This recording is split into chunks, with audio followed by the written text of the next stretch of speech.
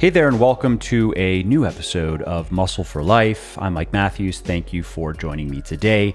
And if you've ever wondered if you are making the most of your workouts, making the most of the time that you spend banging weights, this podcast is for you, because in it I chat with Chris Barakat about training quality versus quantity, because there's been a lot of discussion about quantity in particular over the last couple of years. And I'm talking about volume here. And there have been people who have believed that the more volume you do, the better your results are, period.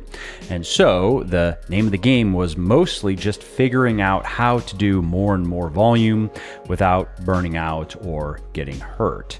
Is that true though? Does that work? Are all sets and reps actually created equal? Is it just a matter of quantity, or are there ways to maximize your results without adding more volume to your training?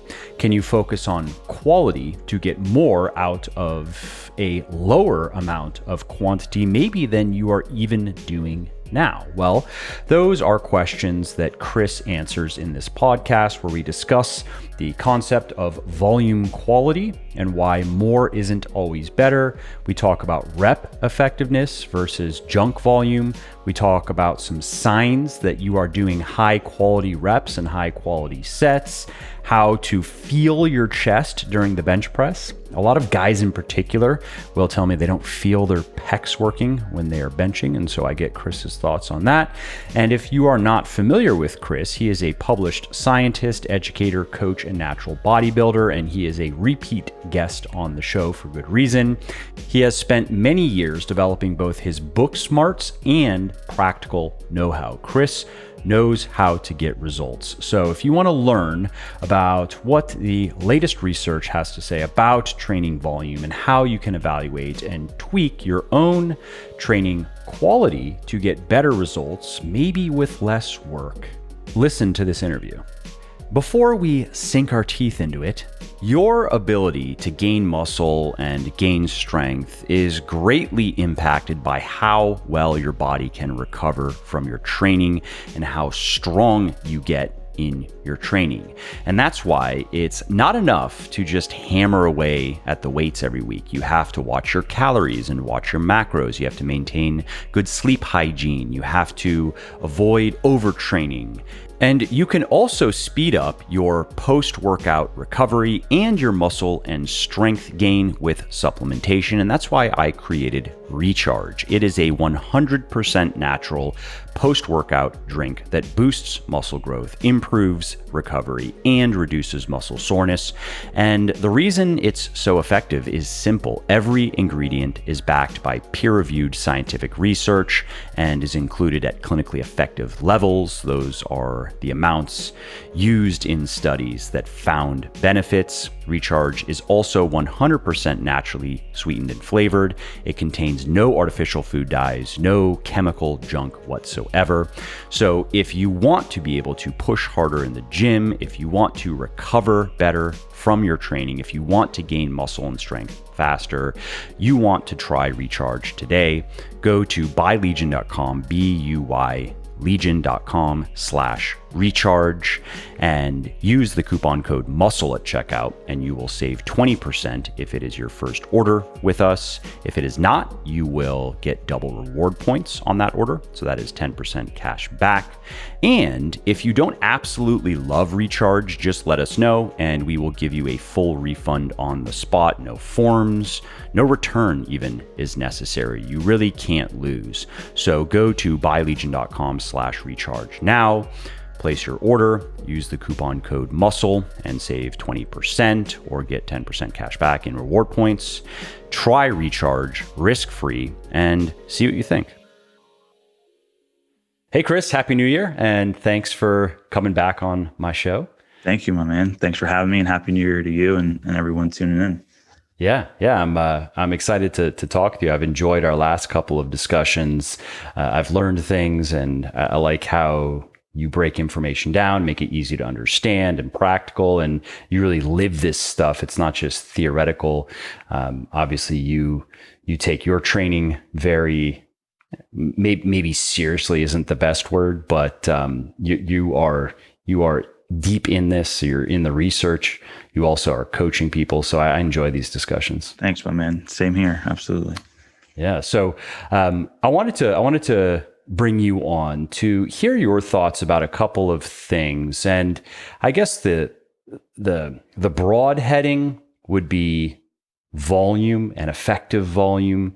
And to start out, I kind of want to go in some different directions here. Well, actually, first, what research are you involved in right now? Is there anything that you're particularly excited about? Anything that people listening who like to keep up with the science should be looking forward to? Yeah, absolutely. So right now I'm very fortunate to be a part of a lot of different projects. Some of the ones I'm most excited about actually primarily involve peak week for bodybuilding, but it could also kind of be applied to peak week for like fitness models or photo shoots. So some of the data that we've recently collected is pretty novel and like the first of its kind. So I'm very excited about some of those findings to put some of that objective data out there and see a conversation that comes about from it. Any sneak peek there? I'm interested because I haven't competed in bodybuilding. I've gotten pretty lean for some photo shoots, and I've tried some of the more traditional manipulation of water and sodium and carbs. And I've also then not bothered with any of it. And I didn't really see that much of a difference. Now, that's probably because I didn't do it right, and that's fine. But that was my conclusion after going with and without it a couple of times was, well, for me and my needs, it looks like I don't have to worry about it. I just have to get lean enough and get a pump and stand in front of the camera, and that's about it. 100%. It's quite interesting. If you are super lean at a low body fat percent, you should look great basically no matter what you do. And something that is interesting with the sport of bodybuilding is there are a few like properties or characteristics of the muscle or a certain look that you can achieve when you truly like peak really well that seems to only be present more so in more so in person or super high quality video that like doesn't really get captured with photos. It's very, very odd. So for competitive bodybuilders, I think peaking really can improve their look for show day. But again, if you get lean, you're going to look good basically, regardless of what you do. If you look great in the gym, you should look great on photo shoot day or whatever it may be.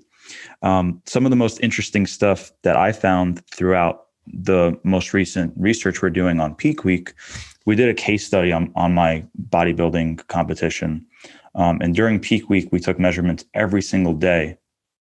The most fascinating thing to me was we measured my subcutaneous thickness with ultrasound at 7 different sites. And some of those sites were reduced by 50% or more in terms of my subcutaneous layer. And to me, that's fascinating. So like specifically my triceps and my quadriceps, the subcutaneous adipose layer decreased in size. Now, there is absolutely no way I was actually losing a significant amount of fat mass. I actually wasn't. I was eating in a massive surplus in carb loading. But that change in skin thickness is super cool because I did see more tricep feathering, more quad feathering, and that's part of the peaking process, and that's what some of the goals are. However, is that pulling fluids into the muscle, you think? Or I don't think it's pulling fluids into the muscle. I think it's the losing water from the adipocyte. Okay. So flushing any excess water, or being even slightly dehydrated, where you're losing water from that tissue, but potentially preserving water from your muscle tissue if your glycogen levels are full. Right. So it's kind of like this risk to reward ratio. If you do it properly, it probably would serve you in a positive way. So it was just really cool because there's never been data measuring subcutaneous thickness on a daily basis while someone's manipulating all these variables. So, we saw that. We saw significant changes in my muscle thickness as I restored muscle glycogen and It's hard to say if that super compensation effect was there or not, but utilizing different tools like the DEXA, the muscle thickness, we gained lean body mass, we gained size, and then we lost size underneath that subcutaneous layer. And it was only the subcutaneous layer, the significant changes were only in certain sites, but I just got really excited to see that objective data because it's something that has been reported anecdotally all the time, but we never had numbers on it. So I'm really excited to continue working on that manuscript and putting those numbers out there. Yeah, that's very cool. Yeah. For people listening who are wondering, I don't want to get off on too much of a tangent, but Sure. I'm curious myself. What did your peak week protocol look like? Maybe just on the whole, if the details take too long to get into. I'll give a general overview. Super general overview. So the first 3 days of peak week essentially were primarily focused on depleting my muscle glycogen. So it was very, very low carbohydrate, pretty high in fat. Part of the high fat reasoning is to just make sure that your calories aren't super, super low and to potentially restore intramuscular triglycerides, which could maybe help with fullness. And then I did 2 days of really, really high carbohydrates to try to maximize muscle glycogen. And when I say high carbohydrates, I'm talking 600 grams plus on both of those days. And on those carb loading days, my water was also increased as well, quite high, like 2.5, 3 gallons. And then I tapered down on water. I never cut water. Water stayed high. It was at 1 gallon. But when you go from drinking 3 gallons of water to drinking 1 gallon of water, you do have an excess of urine output. And then you can essentially force your body to going into a dehydrated state, even though you're still drinking a gallon of water. So interesting. It was an approach like that, to say the least. That's a very basic overview, but the data is pretty cool. I was very happy with my look on stage, and everything worked out pretty well. Nice. Yeah. Well, I'm looking forward to seeing that paper myself when it comes out. I mean, sure. I'm not planning on competing, but it is interesting just because I've done something similar in the past. And like I said, I've done it, not done it, didn't notice much of a difference, but I wasn't stage lean, and I probably wasn't even paying as much attention to what was going on as you do. I was just making sure that I was lean enough to look good on camera and just kind of playing around with it and seeing if I could notice anything looking in the mirror. You know what I mean? Yeah. That's cool. But yeah, that's very cool. So all right. Let's now segue to the main topic of what I wanted to talk with you about again, which is volume, and particularly I want to hear your thoughts on effective reps versus junk reps, as people say, or effective volume versus junk volume. And maybe we could start though with your position on quantity. And just to give you a quick overview of something I've been saying for a long time, and I don't take credit for it. I originally came across it in Lyle McDonald's work many years ago, and it made sense to me, and it has continued to make sense to me. And I think it has continued to hold true as more research has come out. And that is, for most people, we're looking at 10 to 20 hard sets per major muscle group per week. That's a pretty good range. Newbies can get away with less. More experienced need to get away with more, need to do more if they want to keep growing.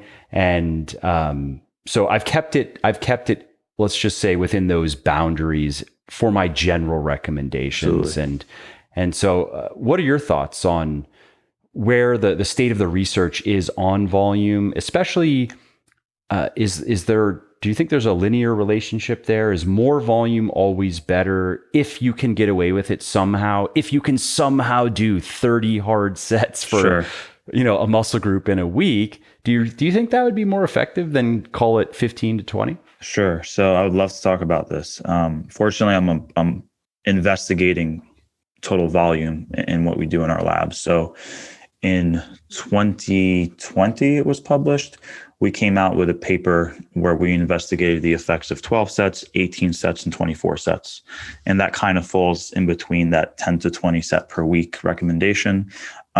I do think for most people, that is a really, really good sweet spot for most muscle groups. One major problem with the research that we have to date that has demonstrated that there is a linear relationship with volume and hypertrophy or volume and strength performance is that there's no consideration in regards to how much volume those participants were doing before they started the study. So, for example, Brad has a really popular study that investigated 9 sets, 27 sets, and 54 sets. Yep. 54 sets or 45 sets. Either way, it's an insane amount of volume and pretty large gaps between the three groups. One of the critiques there is that was per week, right? Per week. Okay, just to make it clear for people. Yeah, per week. So people are thinking like, what was that in a workout? Yeah, yeah, per week, and they were training 3 days per week. I think full body split. So the thing that's interesting there is if let's just say I'm training at 25 sets per week before I start this study and I get thrown into the 9 set group, if I don't grow or if I even lose performance, was it because I was doing 9 sets or was it because I'm used to doing 25 sets? And then on the other side of the spectrum, if I normally do 15 sets and I get thrown into this group doing 45 sets, that amount of volume might crush me and I might not respond because of it. Or I respond really, really well because the study is only 8 weeks long, but it's something I can't sustain for 16 weeks or 24 weeks. So the duration of the studies are a really big problem. Most of them are 8 to 12 weeks because of semester durations for the most part. A lot of this is being done at a university, so we work with our semesters. So there's a lot of flaws and confounding variables when it comes to the volume literature. When we looked at our study, that had 12 sets, 18 sets, and 24 sets, the 12 set group and the 18 set group actually responded better than the 24 set group. And we were the first research group to ask the subjects, how many sets per week are you doing before the study? And we randomized subjects based on that. So this past semester, we just finished the study that fortunately Legion supported. So thank you, Mike, for that. Where it's a follow-up investigation where the subjects that are coming in, there's 3 different groups. There's a control group, a group doing 30% more volume than their previous set volume, and then a group doing 60% more volume than their previous set volume.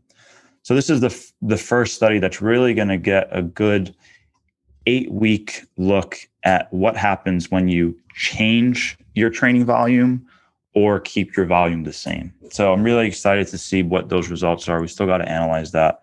But generally speaking, I don't think there is a true linear relationship when it comes to volume. I don't think more is always better. I do think that there is a ceiling, and potentially if you're doing too much, especially as a natural, it can be hindering your rate of progress. I think something that a lot of gym goers do that are not even natural bodybuilders or competitive in the space, they pick up a Muscle and Fitness magazine or whatever it may be, and they see a enhanced bodybuilder's workout routine where they're doing 3 to 4 working sets of 8 to 15 reps for like 4 to 6 different exercises, and they try to do that. And it's like, well, if you've been sitting on the couch. I mean, you see these workouts. I see them even online. I mean, 30 sets for a muscle group in one training session. Yeah. In one session. Yeah.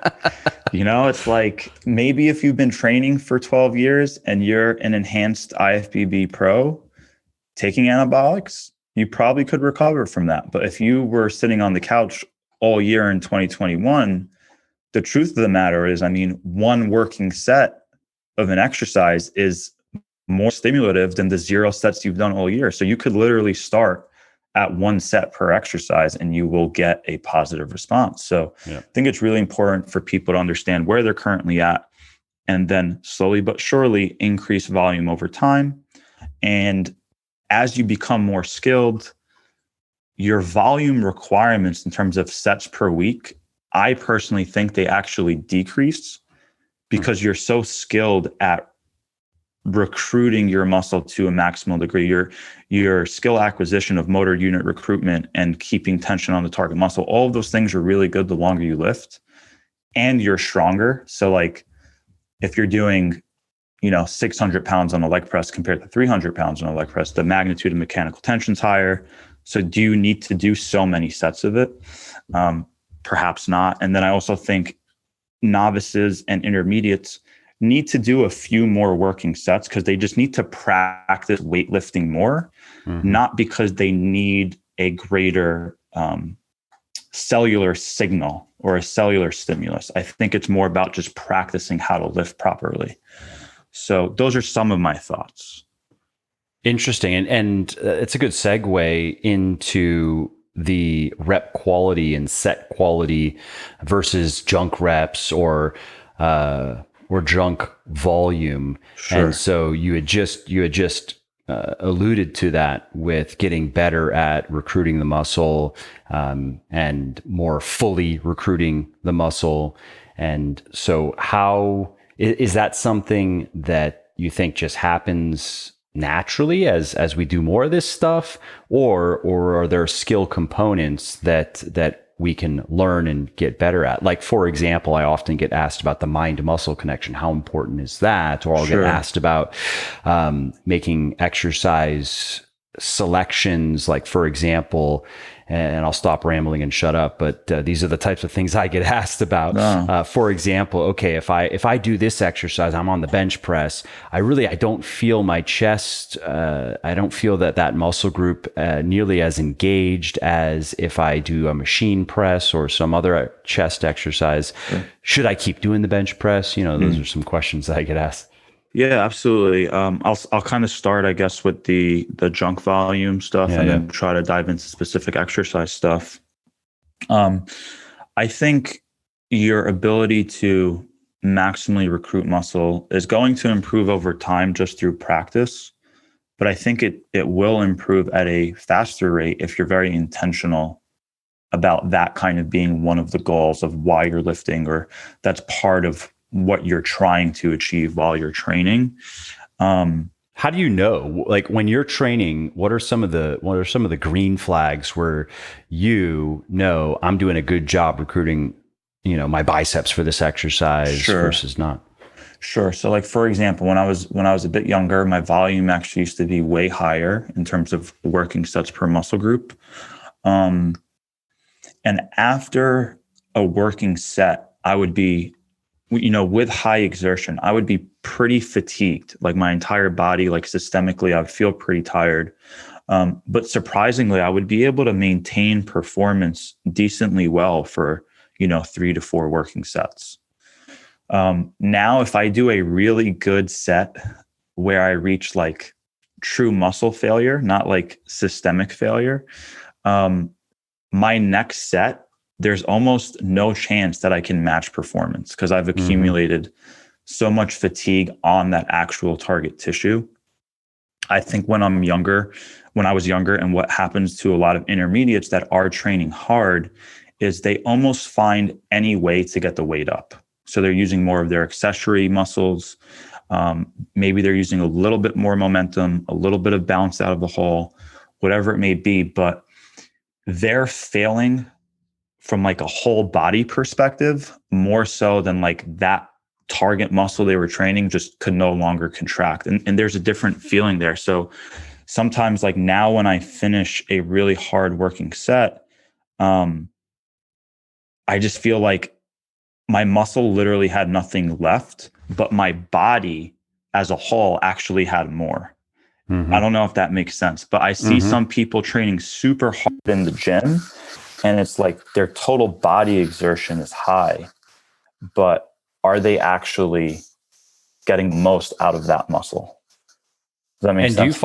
Yeah. I mean, I experienced that particularly in slightly higher rep ranges. I don't know about you, but like if I'm doing 8s, 10s, or 12s, then I have the same issue. I can get, I'm doing 10s even on the big exercises this week. And it's not that my 1RM calculations are off. I'll go set 1, 10, and maybe 1 or 2 good reps left. This might be on a bigger exercise where I don't want to push too close. Like usually set 1, I like to have 2 good reps left if I'm squatting, for example, because I know that if I'm pushing right up close to failure, I'm not going to, there's no way I'm taking weight off the bar for set 2 then. So I'll go 10, I'll go 10, and then maybe 8 if I keep the same weight. And if I don't drop weight there, it might be a 6. And so, I have to take weight off of the bar. And I've experienced that enough. And I've experienced enough of working with 1RM estimations and doing AMRAPs. And it just seems to be I've experienced exactly what you're saying. But for me, it's more in the higher rep ranges. I don't run into that issue when I'm doing 2s, 4s, probably at about 6s is where now I can sustain that performance through all sets. Have you found anything similar? 100%. And that's a huge reason why, I basically don't lift below 6s. I usually do a lot of work in the 6 to 12 range, and I go up to 20s. But I do most of my work is 6 plus. Because Same as well. Yeah, I just feel like you're able to create enough of a signal internally to the muscle where the muscle is what's failing, and it's not a neurological strength systemic reason why you can no longer move the load. Yeah. So yeah, I totally hear you there. And then something that's changed with me over time in regards to kind of reducing my junk volume is the way I approach my warm-up sets. I used to expend way too much energy on warm-up sets where, let's just say we're doing a flat dumbbell bench press and I'm working with 75s or 80s for my working set. I might do like 40 for 10, 50 for 10, 60 for 10, and then get into my working set at like 75 or something. Whereas now I might do 40 for 10, 50 for 5, 65 for 3, and then go into my working set. And I feel like without realizing it, I was wasting energy on my warm-up sets, even though the exertion level was low. Perhaps you're just burning through some substrate. It's more fatiguing than you realized, even if the exertion was low, and you're accumulating volume that's ineffective anyway. So why are you doing that much?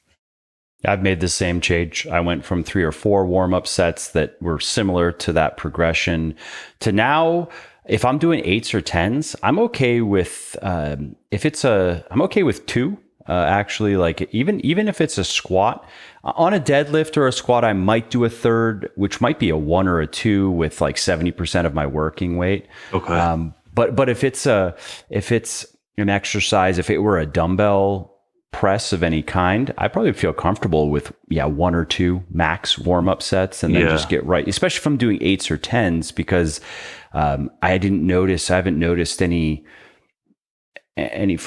benefit of doing more than that. Like I get some blood flowing and just get into the groove of what I'm doing, and then just get to it, Yeah. I think it's going to vary based on what exercise number you're on within your session. So if you're on your 4th exercise, you're not really going to need to warm up compared to your 1st.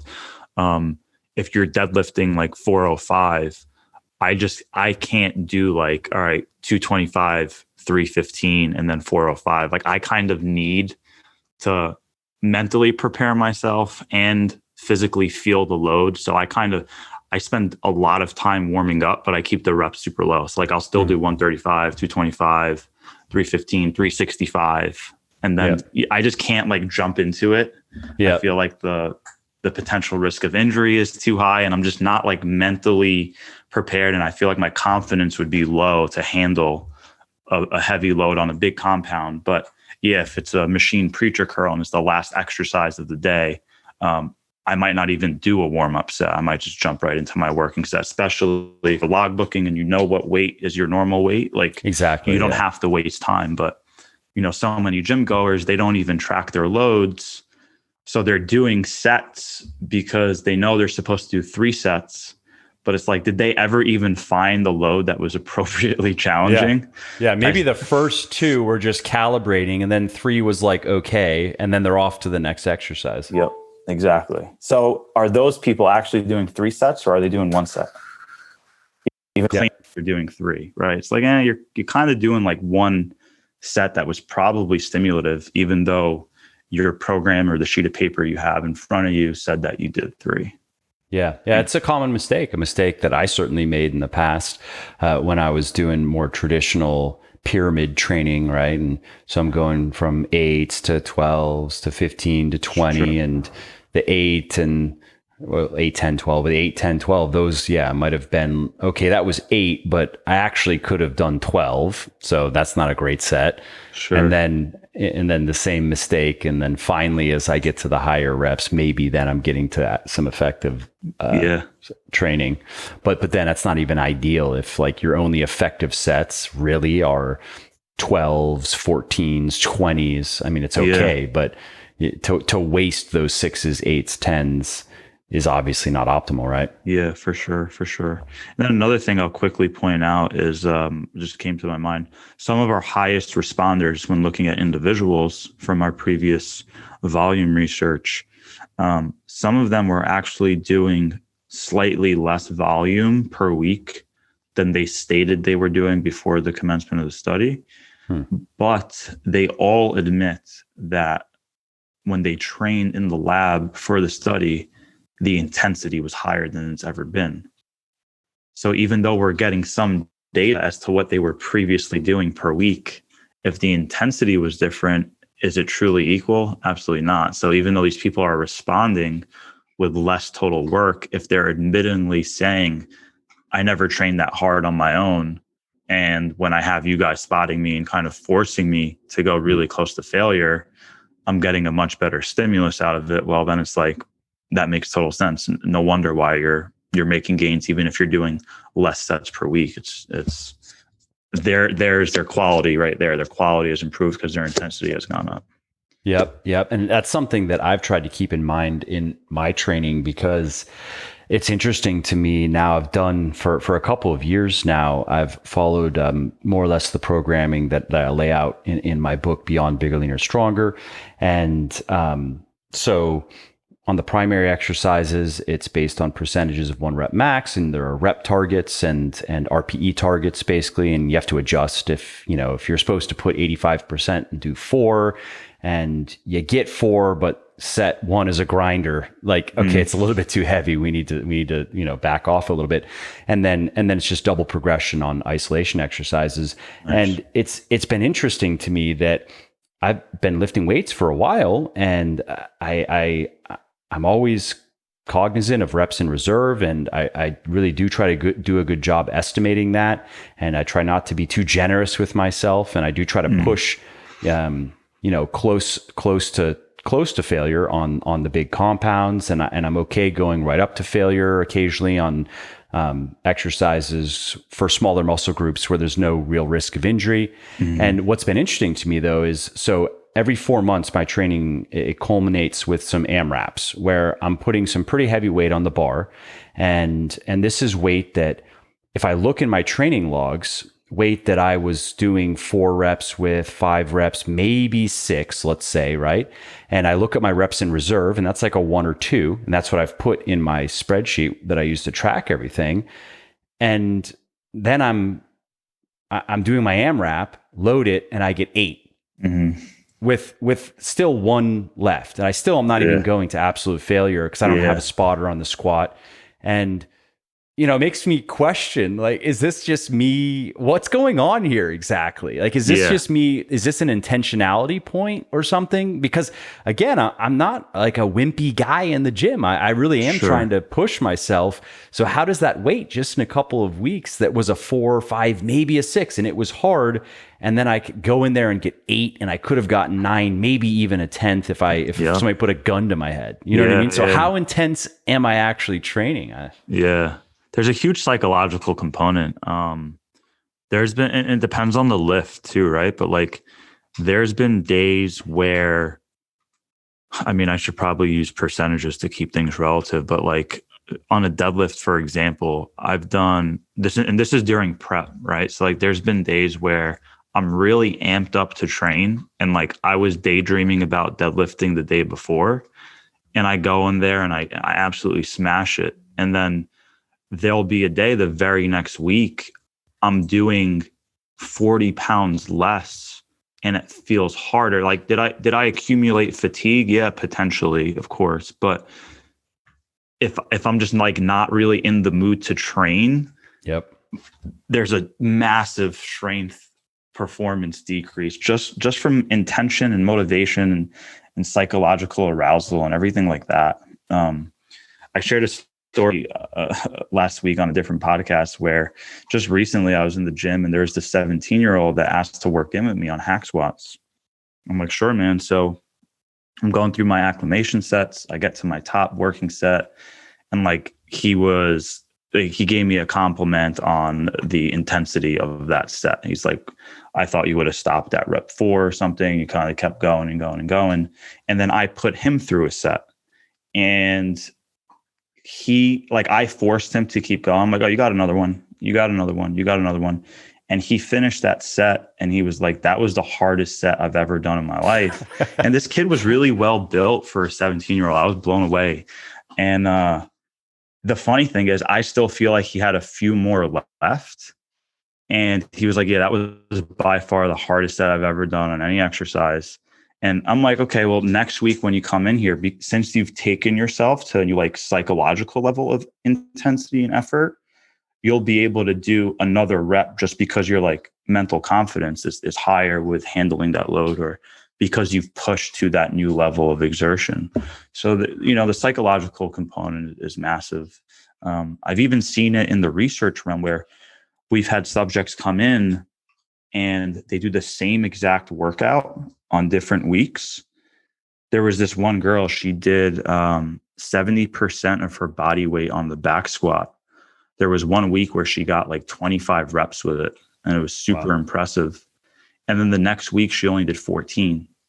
And she said she failed on both days, but you can tell that other time she came in, she just wasn't even excited to be there. Like she was in a bad mood. You could just tell like she wasn't excited to train. And that made a 9 rep difference on an AMRAP. It's wild. So, yeah, that speaks to me because those AMRAP weeks, that's the most fun to me. I mean, I enjoy my training. It's not that I am just walking through my workouts up to that, but that is the most fun because it's kind of like, okay, let's see what the last 4 months, has wrought. What have I gotten out of the last 4 months? And so that alone could explain what seems in some ways inexplicable jump in performance. Yeah. And something that just to comment on this intensity point and when you were helping this kid, something that has helped me a little bit is to pay attention to, I'm sure that you do the same thing, because it can be hard on like a squat, for example. Even when you're trying to think, all right, it's starting to get hard. How many good reps do I think I have left? Okay, I at least have a couple. Let's keep going. All right, now it's getting real hard. We're probably getting close to ending the set here. But it can be hard because of how difficult something like that or a deadlift is. I mean, I'm doing 10s this week, so I did sets of 10 with 325 for the deadlift, and that's the hardest shit that I do, period. That is the hardest shit that I do, right? That's close to failure for me, or it feels like, but it can be hard because it is so fatiguing. It involves so many muscle groups. And so something that has helped me a little bit is to pay attention to bar speed. So if I'm getting deeper into a set and a rep felt really hard, but I know that bar barely slowed down, I'm just gonna keep going. And I've come to trust that. And as you know, and of course you know this, but some people listening might not know, there's good research on the relationship between bar speed and true failure. And so putting some faith in that has helped me a little bit. And because I might have ended a set early otherwise if I would have just went off of my my feelings versus, it felt really hard, but again, that bar moved pretty smoothly. Yeah. This is interesting. There's some like observational data, or some people have put this out in the past. Christian Thibodeau from, Yeah, I know sure. he used I to don't know him post. personally, but yeah. He actually put out something years ago that I find very true in the practical world. We just don't have plenty of data, like actual scientific data, randomized control trials. But there's this thought process that some people are more type 1 dominant or type 2 dominant. Some people are more fast twitch muscle fibers versus slow. And depending on like how many reps you can do with 70% of your 1RM, you can kind of distinguish if you're a little bit more slow twitch dominant or fast twitch dominant. And the reason I'm bringing this up is because I'm somebody who has a good ability. I have terrible power. So my bar speed, even on rep 1, is never impressive, even when I'm trying to be as explosive as possible with my concentric. But my ability to grind out multiple slow reps is there. So like when people think I'm failing, I'll eke out another 4, and they're like, how did you do that? And I think it has to do with this muscle fiber typing, whereas some people that are very explosive, once they're no longer explosive, their ability to grind a rep is just gone. Like it just seems like they can't even do slow grinders. So that's very interesting to see. But I'm totally with you. If my rep speed hasn't slowed down on my last few, I know I have more in me because I'm really good at grinding out slow reps. So it's a good way to kind of distinguish, are you truly close to failure, even, or is it more of like a psychological thing where your brain is tapping out a bit sooner than your actual body is? Yeah, well said. If you like what I'm doing here on the podcast and elsewhere, definitely check out my sports nutrition company, Legion, which, thanks to the support of many people like you, is the leading brand of all natural sports supplements in the world. One of the guys who works with me is that explosive and then nothing guy. He's always been strong. He's always been big. He played football.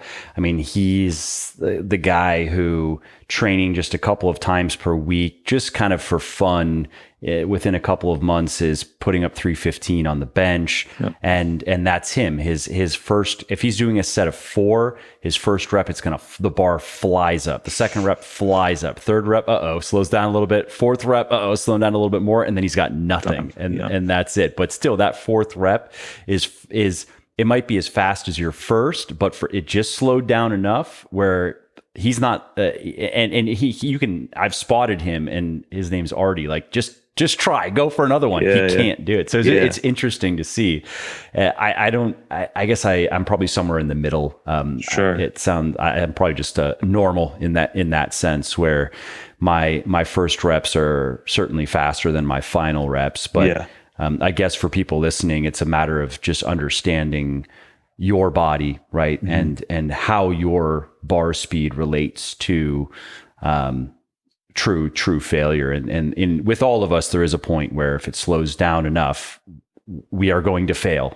Yeah. So for sure. Yeah. And it's interesting. There's theoretical discussions on, okay, well, should your buddy Artie train in lower rep ranges or do more power work and strength work, even if his goal is to maximize hypertrophy, whereas maybe somebody like you and I would be better in a moderate rep range or a slightly higher rep range. And again, it's more in theory, but I do think that there probably is some truth there. I mean, it would make sense logically. So it's pretty cool. And then there's the enjoyment factor, which you were just commenting on, the psychological component of it. That's how he likes to train, of course, because he's good at it. And you ask him to do sets of 10 and he hates it. He's not having a good time. Yeah. And so that alone would be a reason for certainly, again, for his purposes, which are to have a good aesthetic, healthy body composition, and to reap the health benefits of regular training. And, he's not trying to compete. So I've told him, do what you're good at, dude. Do what's fun. You're good at being really strong. So just do that. Yeah. That's awesome.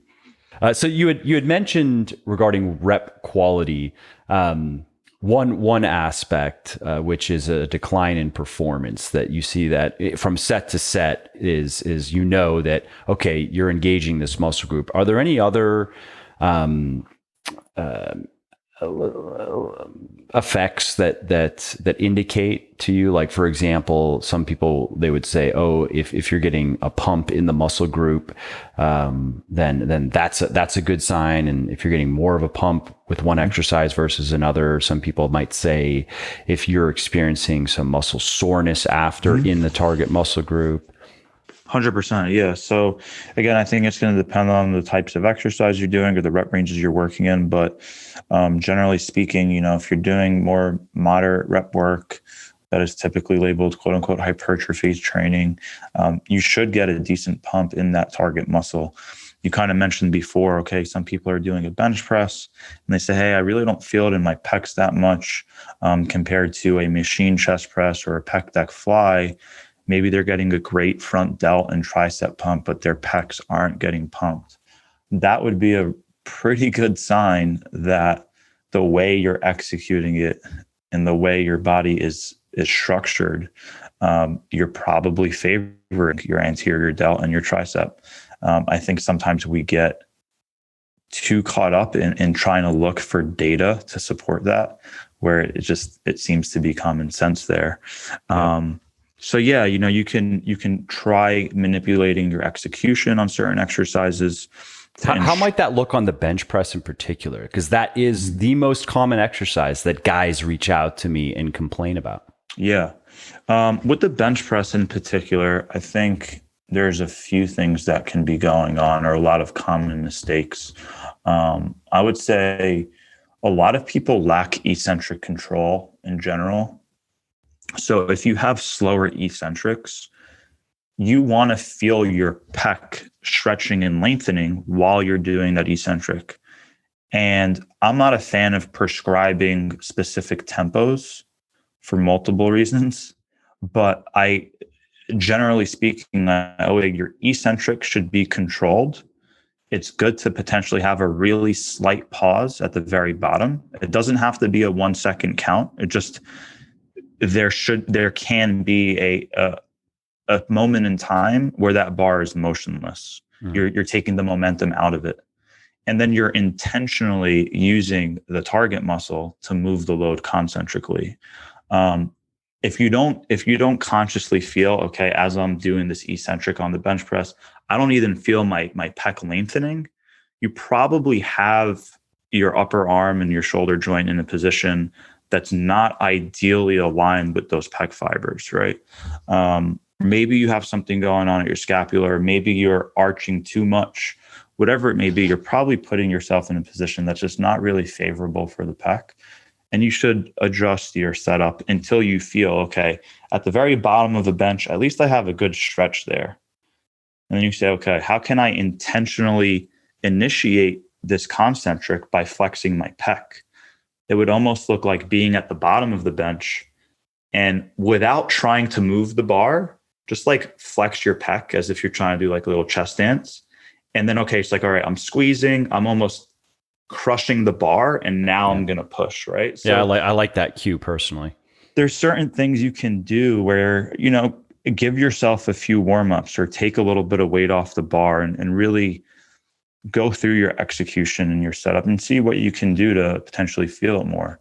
Now, if you're doing a bench press all the time and you're not getting sore in the pec whatsoever, and you're not getting a good chest pump and your chest isn't growing, if you can't figure it out yourself and maybe you're not seeking an external person to help you with form, but you get great stimulus when you're doing a machine, just do the machine, Like for me, for example, I wasted a lot of time barbell back squatting where my ROI really wasn't there for my quadricep growth. And then for the past 3 years, I haven't barbell back squatted and I've made massive quad growth. So, what has worked particularly well for you there? I switched over to doing a lot of reverse banded hack squats, Bulgarian split squats, and more leg press. I just went to those movements. I went to movements that have more artificial stabilization, external stabilization, so I can increase force output on the target tissue. Some people are built to squat. I'm personally not. I'm built to deadlift. And it's the only movement out of the big three I currently do. And part of it is because I'm good at it and I enjoy it. And I suck at the bench and I suck at the barbell squat. So I don't do it. And again, I don't have goals. You sound like me. Yeah. I don't have my arms are too long for good benching. Yep. My legs, my femurs are too long for good squatting, but my long arms at least balance out my long legs so I can be okay at the deadlift. And I do the other stuff because I actually enjoy doing it. I've just accepted that I'm never going to be a good bench presser. Even if I were to gain 15 pounds and really try to optimize my training for, I'm never going to be a good bench presser. It's just not going to happen. And I'm never going to be a good squatter. It's not going to happen. Could I get my 1RM up to the low 400s? Yes, I could, but that's about it. Like, you know, could I get my bench 1RM up to the low 300s? Yes, I could. I'm close-ish. I could do that. I could be the 3, 4, 5, 3 plates on the bench, 4 on the squat, 5 on the deadlift. But that's about it. I would not ever progress much beyond that. And that's okay. I'm a very similar boat. And if I did spend a lot of time on a barbell bench press and a barbell back squat, my hips would get destroyed. My back would hurt a bit more. Putting on my socks in the morning or getting into the car feel a bit painful. I've dealt with it for years, and I kind of just told myself to shut up and deal with it and be cool and get it done. But it really wasn't serving me well for my particular goal, so I got away from it. And it's that's fine. Another point I've talked about when they'll razz me a little bit about my numbers, right? And shouldn't I be stronger for a fitness guy? Yeah. And my numbers aren't bad, to be fair, but certainly they're not Instagram worthy in any respect. And there is that point though of not only do I understand my limits, and again that would require me carrying around a lot more body fat, which I wouldn't enjoy. I kind of like where I'm at right now. Yeah. It's sustainable. I think I look good. Clothes fit well. I like that. And so, okay, I'm going to put on this body fat, and then I'm going to have to train a bit differently. I'm going to have to squat more. My deadlift volume probably would have to go down a little bit because I'm doing 4 sets a week right now. So a little bit less deadlifting, more squatting, more benching. And I know I'm 37 now, and I'm also more cognizant of not wanting to get hurt. I want longevity. I want to be doing this stuff, 60 years from now, I want to be doing this stuff. So for sure. It sounds like we've considered similar factors and the calculus has come out similar. I still do the exercises again, but you have different goals than I do. And so I understand the decision where you're like, I need my quads to grow. So all this squatting is not getting it done. It's time to change something. Yeah, absolutely. And I can see myself potentially getting back to a barbell back squat just because I want to move to that very natural pattern maybe one day. Or if I just had limited equipment, like if I had a garage gym and I just had a barbell, like of course I would be barbell back squatting. But if I have this array of equipment at a gym that I go to, I'm not going to spend 30 minutes on one exercise that isn't as effective as me spending 30 minutes on another exercise. It's just, I'm not going to do it at this point. But then I've seen people, they've unfortunately gotten hurt, doing the powerlifting thing or kind of committing too much time and volume on that side of the sport. And I don't want that either. I still want to, even though I don't like running for something like that, I do like shooting in basketball. I want to be able to move around and not have a low back issue. And longevity is definitely important. So and you want to be able to play with your grandkids. You want to, you don't want to be hobbling around because you were too stubborn to work with your body, basically, instead of against it. Of course, for sure.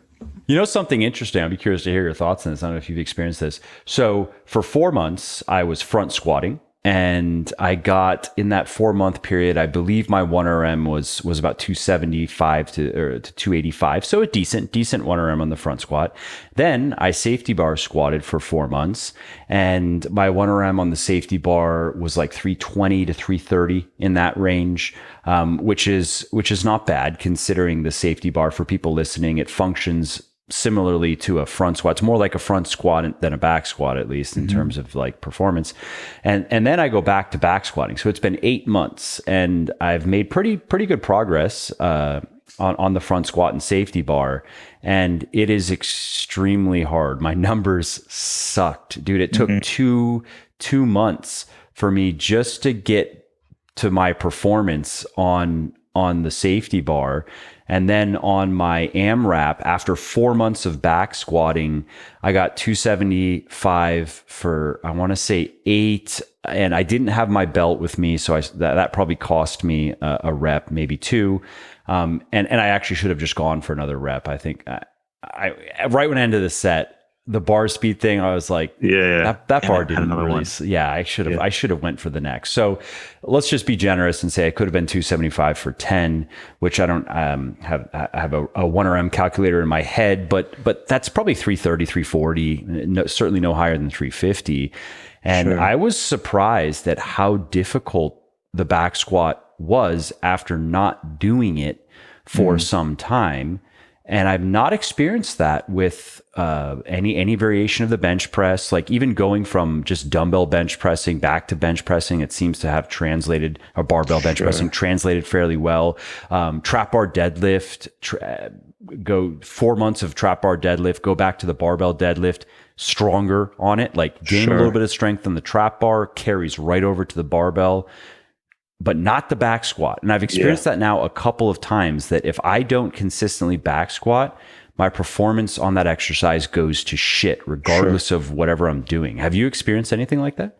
I would say I have, in the sense that when I do barbell back squat, my ability to perform from a strength perspective is pretty poor, regardless of my actual quad and glute strength. Right. Where you would think, based on what you're doing on the leg press and these other things, you should be able to load a fair amount of weight on this bar. And then you try it and you're like, what is going on? I think there's a huge component of upper back tightness and core strength that comes more so into play. Like there's the skill there of keeping your back musculature really tight, almost pulling the bar down and into you where you feel super stable and your core is super tight. You've probably experienced this, where sometimes when I was frequently barbell back squatting, I would unrack the barbell and I knew immediately this is going to be a great set. Yep. Or this is going to suck. Yep. Right? Those sets that I knew it was going to be great is because it feels like the barbell was inside my trap and I was like one with the barbell and I just felt super sturdy. Whereas there's sometimes you unrack it and you feel like you did everything the same, but that it's just not sitting on your trap shelf the way you want, or just you're like, all right, this isn't going to go as well as I want it to go. And you kind of just know it the second you unrack it. Yeah. So I think that's my quads too just get destroyed. Like that in particular, I found was just odd, right? I mean, I'm doing a quadriceps focused squat. I'm doing the front squat for 4 months. And then I'm doing also more quadriceps. I mean, obviously every squat is more quadriceps than hamstrings, but particularly with the front, right? And then the safety bar. And then I come back to the back squat and my quads are getting fried. Yeah. Interesting. I know. So anyway, I was just curious if you experienced anything like that, because I don't have a good explanation for it. It's very odd. It's very odd. Based on, and this is strange too. So based on my strength on other leg exercises, my predicted strength on barbell squat is just not what it should be, if that makes sense. Like the correlation isn't strong, or it's not what you would expect. And then same thing with me. I am a much better dumbbell bench presser than I am a barbell bench presser. Same. And over the years, I probably have practiced the dumbbell more. But even when I did blocks and blocks of barbell benching and pressing, I just never got good at it. Yep. And it's funny because you would think that with a dumbbell, you're less stable because you have this unilateral component going on. But I always feel less stable with a barbell.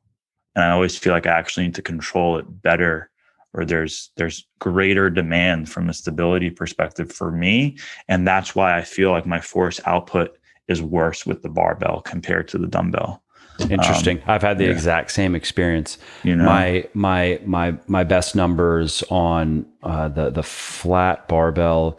This was some time ago. I want to say it was 295 for 2 or 3. So, maybe I could have done 315 for 1. And I weighed about 10 pounds more than I weigh now. But, and then though I've gotten, I want to say, I think I saw a little video of it.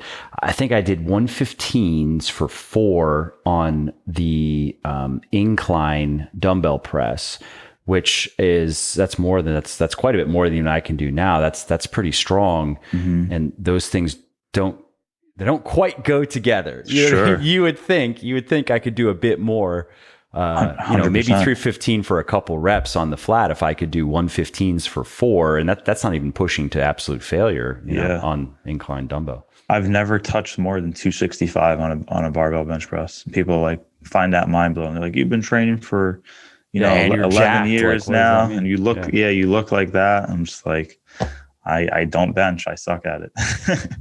No, I hear you. Yeah. One other question for you.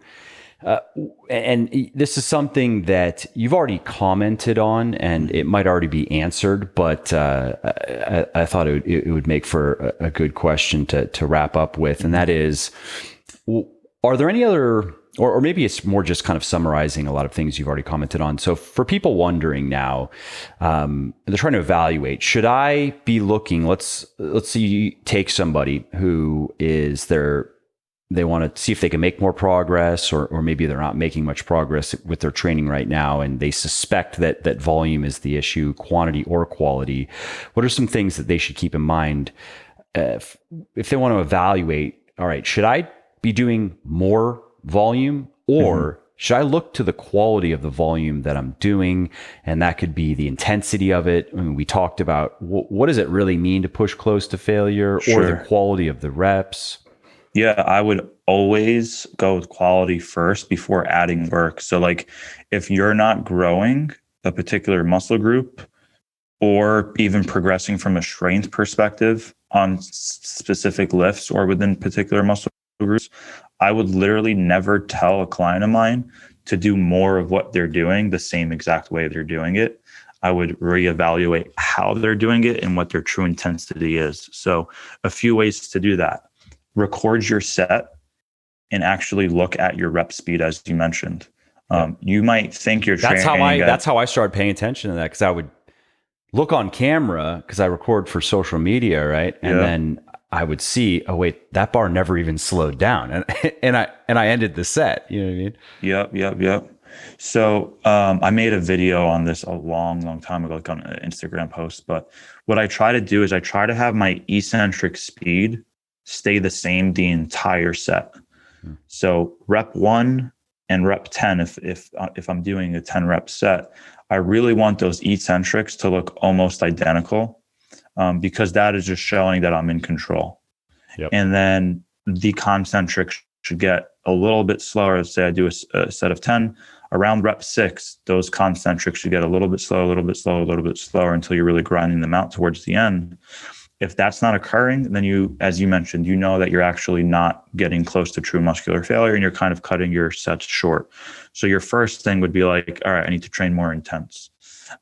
If your target muscle is never getting sore, again, I wouldn't just do more of the current work you're doing. I would reevaluate form, and I would reevaluate intensity first. I do think that there should be some level of muscle soreness, at least within your mesocycle, depending on what your periodization looks like, this, that, and the third.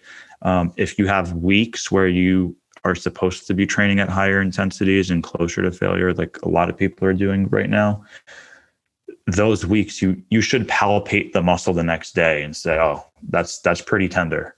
I actually have some muscle damage going on. Even if you're an experienced weightlifter, right? Yeah, absolutely. Yep. Absolutely. So I feel like if you're not getting sore at all, then you're probably not training intense enough.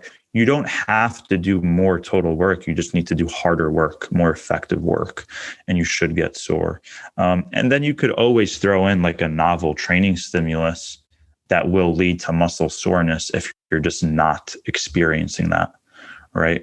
the things And that what might that look like? Yeah. If you currently don't do any exercises that overload the muscle in their lengthened position, that would be the first thing I would do to induce a little bit more soreness in the target muscle. And there's a lot of data showing that leads to more growth, like super quick. Like the seated hamstring curl has been shown to lead to more growth than the lying hamstring curl when you're doing it for a short period of time, let's say an 8-week study. And that is most likely due because that lengthened position is leading to more muscle damage. And therefore, you kind of need, you might have greater muscle protein synthetic responses there, or you need more protein to recover from that. So yeah, if you're never getting sore, do something that overloads it in the lengthened position, and you should feel sore. Would you mind just sharing a couple other example exercises? Because Sure. some people might have trouble picturing that in their mind, 100%. So like for chest, it would be like a dumbbell fly that's going to overload that lengthened position. For biceps, it's going to be an incline dumbbell curl or a cable curl with your arm behind you, your shoulders extended. For the triceps, it's going to be something like a skull crusher, an overhead tricep extension. Yep. For the lats, it could be something like a lat pullover, or even just like a low cable row where your arm, like you're allowing that shoulder blade to really protract and wrap around the rib cage and get a good stretch. So things like that. My gym has a lat pullover machine. I don't know. That's the first time seeing that. Where, I mean, you've probably seen it, but I was like, hey, Have this you is used cool. it? Where you're not yet actually. I just Okay. realized because I'm kind of new to the gym, right? And there's a lot of stuff in the gym. And so yeah, you're in this position, and that was Dorian Yates's favorite lat movement. The cool thing about the machine, it is way better than a dumbbell pullover, because the pullover is only overloading this lengthened position, and then I've never liked the exercise personally. I hate the dumbbell pullover. Yeah, and you feel like your shoulder's going to come out of your socket. Yep, all the way back because you're trying to load it, and then it starts to get really awkward and uncomfortable. It's a mess. Yeah. One variation of that's decent. Use a light dumbbell, attach a resistance band to it, and then do it. That's a decent option. But the machine is great because you get to train through full shoulder extension, and you're not going to lose load in the middle position or at the end range. So you're actually kind of equally training. If that cam is set up right, you're going to have equal tension throughout the entire thing. Like that's why I love like pec deck flies, is because if it says 70 pounds, you have 70 pounds here, 70 pounds here, 70 pounds here, 70 pounds here. Whereas with the dumbbell, you only have 70 pounds here and you have 0 pounds here. So give that machine a shot at the end of your workout. You'll create a decent amount of damage because you're getting a crazy stretch here. Yep. So that should lead and a loaded, right? So for people listening, that's why I mentioned that, because and it's a novel stimulus. It's a new movement, overloading the lengthened position. You'll get sore from that, especially the first few times you do it. Awesome. Yeah. Well, that's a great bit of advice. And is there anything else you wanted to say on this point of going for the quality first, making sure that form is there, making sure you're getting a pump, getting soreness, make sure intensity is there before adding volume? And I'm assuming then, hey, okay, if you're doing those things, and this goes all the way back to what we were talking about in the beginning, is there's a spectrum of reasonable amounts of volume for natural weightlifters to attempt. And as you get up to 20 plus, I mean, I remember Lyle's position on it was, even if more is better for natural weightlifters, you're just going to get hurt. So good luck. I mean, I was training with somebody who works with me, he's chasing after some girl in the Czech Republic. That's where he's at right now. And good training partner though. And so he, for fun, he did this bulking program it was supposed to be 8 weeks. And so when he started, he's in his 20s now, mid, or maybe he's like 26. He was like 23 or 24. Okay. So basically physiologically invincible on natural steroids, essentially. Right. Uh-huh. And so it was upward of about 30 hard sets per major muscle group per week. It required 2-a-days. So he was training for 3 hours a day, 2.5, 3 hours a day. He was eating, I want to say 5,000 calories a day. He was eating 1,000 grams of carbs per day and keeping his fats below 80, like 60 to 80, right? I mean, he was eating loaves of bread every day. So he went all in a lot of protein, and he made it. And he had a few years already. He was young, but he already had a few years of good training under his belt. Like he had already squatted 405, and he's been into this stuff. This was a big jump in volume for him, but he wasn't going from like 8 or 9 hard sets. So he was already in the teens, right? Sure. And he made it 6 weeks until he just was telling me, he was like, dude, everything hurts. Yeah. Everything. Like every inch of my body is in pain. I think I have to stop. Yeah. And he gained a few pounds in that. Now, how much of that was actual muscle tissue? Unknown, of course. Sure. There's no question though. He made some gains. Yeah. But that was an interesting thing for me to observe because I mean, it was just firsthand evidence. Like, okay, if somebody like this, who maybe he wasn't made for weightlifting, but he had already, like, he was not a low responder, just sure. kind of skinny, weak guy. You know what I mean? Yeah. If that was too much for him, then I think Lyle is vindicated. I agree. No, I agree. I think, there comes a point where when you're doing too much, I think you're just creating more muscle protein breakdown that you naturally can't create a net positive. Mm-hmm. So you're probably doing more harm than good. I think I've been there in the past. I think a lot of these novices and intermediates that are picking up a magazine and doing a very high volume workout where their baseline is 0 or their baseline fitness and work capacity is so low, it'd be like you and I trying to run a marathon this weekend with 0 training. It's really, really absurd. So yeah, more isn't always better. Better is better. And yeah, right now I'm doing the lowest amount of volume I've ever done in terms of working sets per week, but each rep in each set is probably better than it's ever been. Interesting. So, and what do those numbers look like right now for you?